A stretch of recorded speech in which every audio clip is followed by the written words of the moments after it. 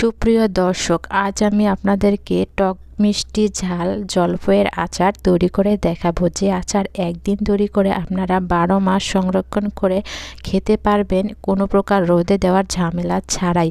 এই আচারটা এত টেস্টি এবং এত লোভনীয় হয় যে তার স্বাদ সারা বছর মনে রাখার মতো। তো কিভাবে তৈরি করব চলুন তাহলে দেখিয়ে দিই।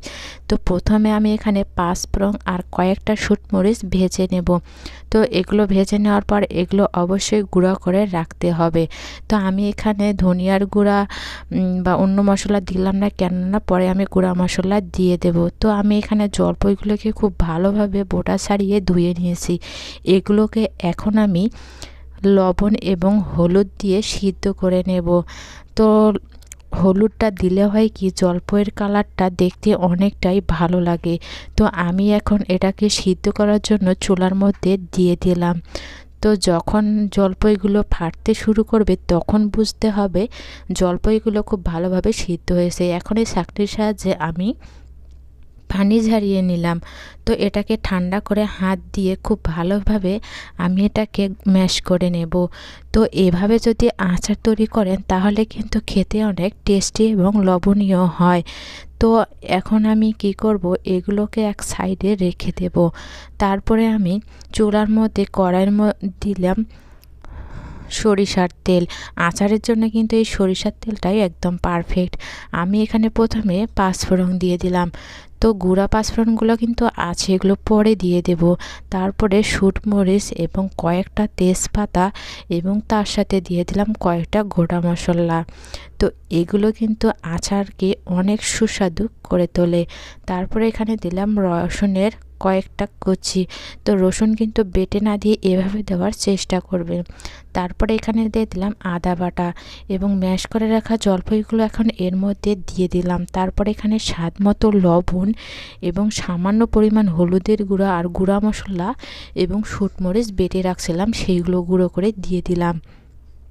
তো শুটমরিচগুলো কিন্তু আমি ভাজে গুঁড়ো করে রেখেছিলাম, সেগুলো দিয়ে দিয়েছি।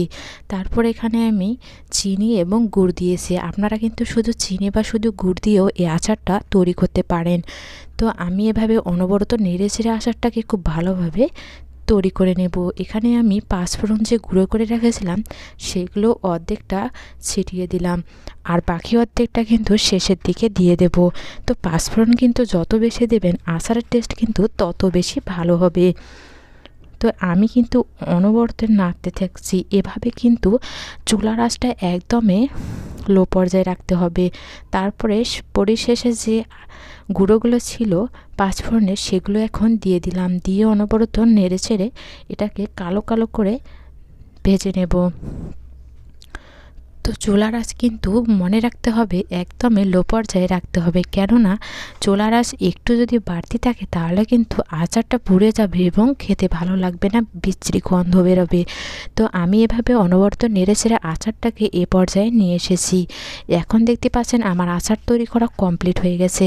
এখন আমি এটাকে পরিবেশন করে দেখিয়ে দেব। আচারটা যখন চিটকে চিটকে ভাব হবে তখন বুঝতে হবে আচারটা হয়ে গেছে। তো পরিবেশন করে দেখিয়ে দিলাম আজকের আমার জলপাইয়ের আচার।